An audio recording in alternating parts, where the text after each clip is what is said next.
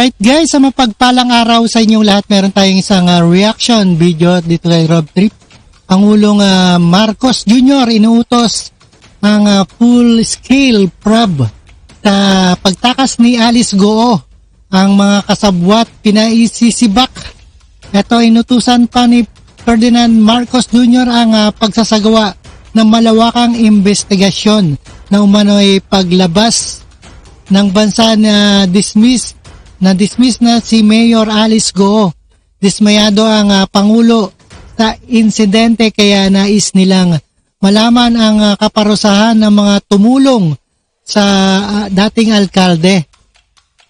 Alright, and without further ado, let's watch dito sa UNTV. Let's go. And magandang hapon din. May lead na ba o may mga nakuha na bang detalye kung papaano nakaalis ng bansa si dismissed Bamban Tarlac Mayor Alice Goo? Yun, ayon sa Presidential Anti-Organized Crime Commission o PAOK, bigyan lamang sila ng ilang araw at ibibigay nila ang detalye kung paano nakaalis ng bansa si dismissed Mayor Alice Goo at maging ang kanyang mga kapatid. Dismayado naman si Pangulong Ferdinand Marcos Jr. sa pangyayaring ito.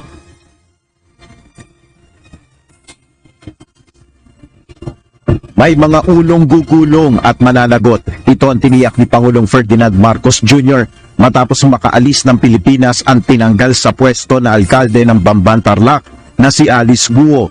Ayon kay PBBM, ibubunyag ang mga salarin na nagtaksil sa tiwala ng bayan at tumulong sa pagtakas ni Goo. Nasa ilalim na anya ng masusing investigasyon ng insidente. Ayan, yari yung mga tumulong sa pagtakas ni dating Mayor Alice Goo.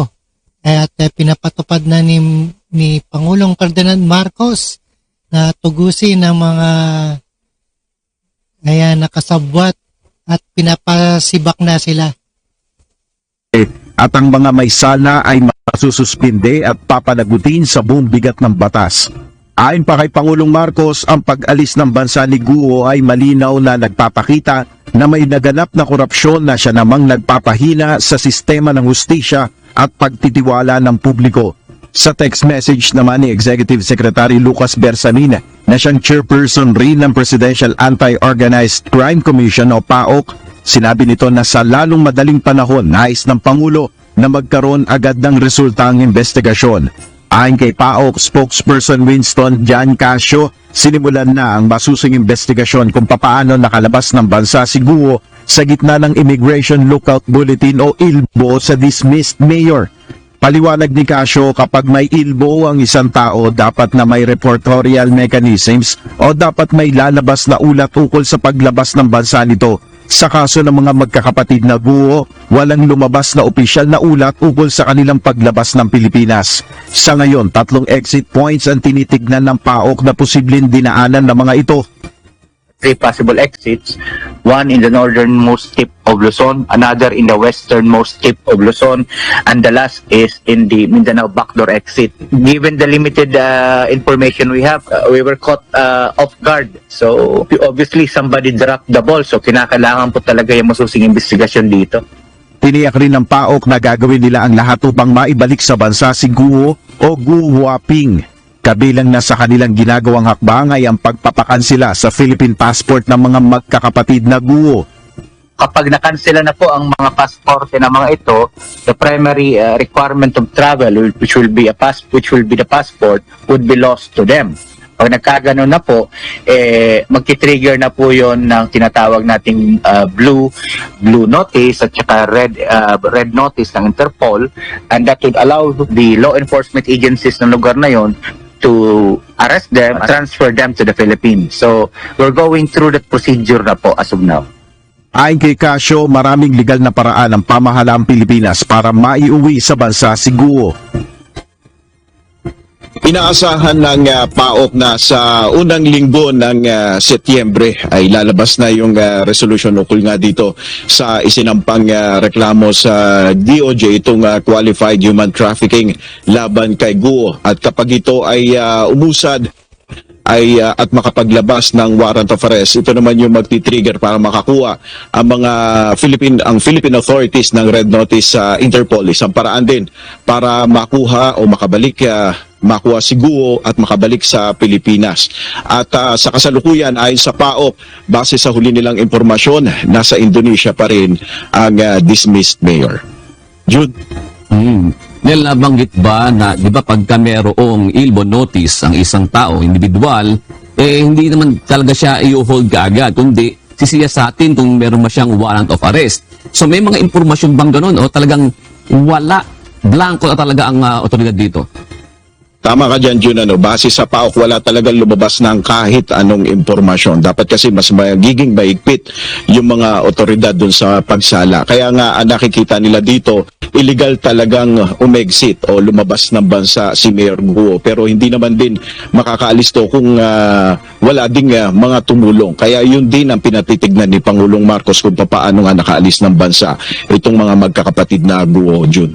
No, kasi nga, kung matatandaan mo, Nel, nung buwan ng Hunyo, may isang Chinese female na nahuli sa Davao Airport na yung siniyasat niya, may ilbo notice siya, nasa kustudiyan na ng NBI, di ba? Ganun yun, may kinalaman din yun sa Pogo. Tama, Jun. Kahit ano pang paraan kung paano siya aalis ng bansa sa pamamagitan man yan ng barko, ay kinakailangan mag-report yung mga kinaukulang agency dito nga sa mga may ilbo notice na mga personalidad. Kaya nga, nagtataka nga yung mismong PAOK kung paano nga nakalabas ng bansa ang dismissed Mayor, Jun.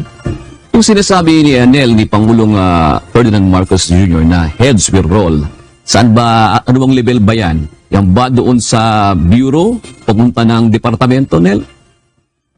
Walang binabanggit pero may posibilidad na ang tinutukoy ng Pangulo dito ay ilang mga kawani at mga opisyal ng gobyerno. Dahil sabi nga niya, maaaring may masuspinde at may managot dito. So, posibilidad yung tinutukoy ng Pangulo dito ay may mga kawani ng opisyal na maaaring sangkot dito. Yun. So, kasi hindi lang naman talaga ang Pangulo ng Pilipinas ang dismayado, kundi yung taong bayan na nagtiwala doon sa dapat na kakayanan at ginagawa ng Bureau of Immigration. Tama ba yun, Nel? Tama ka dyan, dahil hindi lang yan dito sa ating bansa, dahil sabi nga ng PAOK, ito ay tinitignan din ng ating mga kalapit na bansa sa Asia. Kung ano yung nagiging sistema natin dito, kung bakit may nakakalabas ng illegal na illegal exit ng mga personalidad na may mga kinakaharap na kaso. So isa din ito, so kumbaga magre-reflect din ito doon sa governance ng administrasyon. Isa yan sa issue ngayon. Isa rin sa parang nawawala ng tiwala ang publiko ngayon. Katulad niya, halimbawa, pag nakalabas na ng bansa ang isang individual, si dismissed Mayor Guo, wala pa naman talagang naisasampang kaso sa kanya, criminally. Tama ba yun, El? Tama naman kasi may mga reklamo pa lang sa DOJ palang iniakyat itong mga reklamo na ito at sa mga susunod na araw, sa mga susunod na linggo ay naasahan nga ng PAOK na magkakaroon na ng mga development. Pero yun nga, dahil nga may ilbo, yun nga yung sinasabi at may mga initial na mga investigasyon na nga dito sa tungkol dun sa Pogo at dun nga sa citizenship ni Go, ang punto nga ng Malacanang dahil doon sa mga issue na yun, dapat hinihigpitan nga yung paglabas nga ng mga ganitong klaseng personalidad, Jun. Last na lang, Nel. Kung, o assuming, pupuntahan natin yung paniniwala ni Senator Ontiveros na siya hindi si Alice Go, kundi si Go Waping, kung gagamitin niya yung kanyang pasaporteng Go Waping, meron bang kumbaga paraan para maipabalik sa Pilipinas kung yun ang gagamitin niyang pasaporte? Jun, sinasabi ng ilang senador kung halimbawang didiretso siya sa China, mananagot pa rin siya dahil meron pa rin illegal gambling charges na maaaring habulin siya dun sa China. Ngayon, meron din naman kasing yung ilbo, hindi lang naman kay Alice Go na pangalan, kundi Gu Huaping din ang naka-indicate na mga pangalan doon sa ilbo. Ibig sabihin, kahit ano pang gamitin niyang pangalan doon.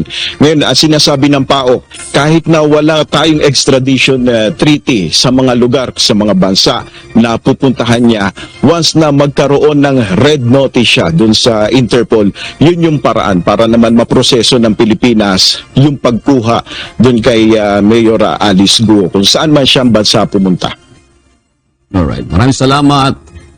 Alright, yan, napakinggan po natin na tinuutos na ni Pangulong Ferdinand Marcos ang mga kasabwat sa pagtakas ni dating Mayor Alice Guo, mga kasabwat dyan. Pinasisibak na ni President Bongbong Marcos. At maraming salamat sa panonood at pakikinig dito kay Rob Trip, and see us again sa ating reaction video. And don't forget to subscribe this channel. Alright, thank you so much sa inyong lahat, and peace out.